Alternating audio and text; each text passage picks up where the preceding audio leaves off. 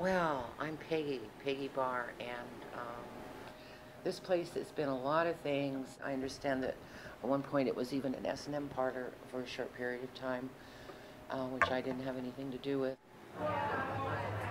I find so many bars are so filled up with television sets and gambling that people are so distracted that the conversation is lost. And to replace the TV and gambling, our big replacement is our lovely fire we have out on the patio area where every night people stand around, make eye contact, and have conversation. And so it's worked out real well. You hear a lot of chit-chat in here and a lot of laughter. We have this little swing out front, actually could hold up to 4 people. It's really strong. And people really like sitting in it because it's kind of womb-like. It just rocks you to sleep like, rock-a-bye baby. We've actually had a couple people were proposed to in that swing, so it's a pretty good swing. And then there's the pool table, which is free. We don't charge for playing pool, so that's kind of a nice attraction. We have a jukebox, one of those beautiful, bubbly kind, and it's free.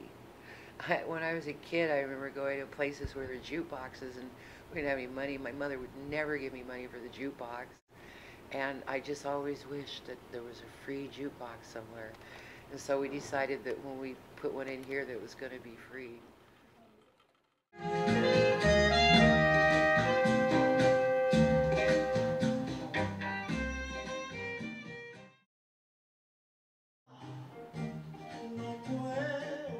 People come in here, I don't think they even notice that we don't have televisions because there's so many things to look at.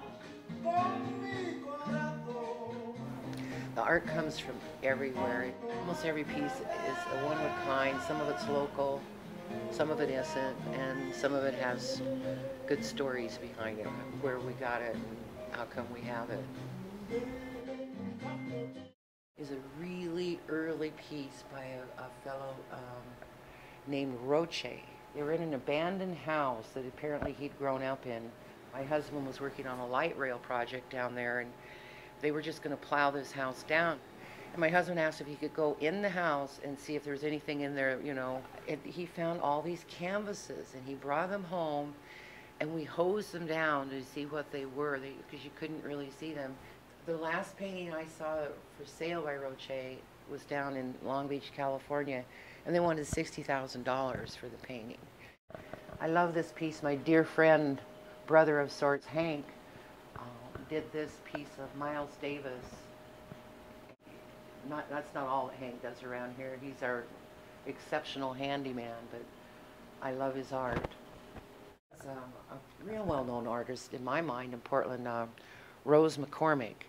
And this is called Pablo Bunyan because she was trying to do like kind of a Picasso thing and a Paul Bunyan thing, so it's called Pablo Bunyan. I love these Hawaiian dolls. They have these little halter tops, and they're stuffed with cotton. We have 2 of them, and they both have cotton balls in their halters. And that's the way they came, I think they're probably maybe as early as the 40s. The one that Justin Fry did, I'll commission him to do it's called the, how do you say it, Apocalypse? And it's just, you could look at it for hours to see all the things going on in there. It's pretty special. And this one is, I got that in Topanga Canyon, Los Angeles. Right up the top, there's this guy that lives in a van, and he's deaf, and he doesn't speak, but he's an artist. There's this Chinese gate, and no, a lot of people think this used to be a Chinese restaurant. No, it wasn't a Chinese restaurant. The gate came from someplace in Missouri, but the gate, I find it kind of magical because it's just, I feel like, you can kind of like make a wish and maybe go under the gate and something will happen because it's very playful.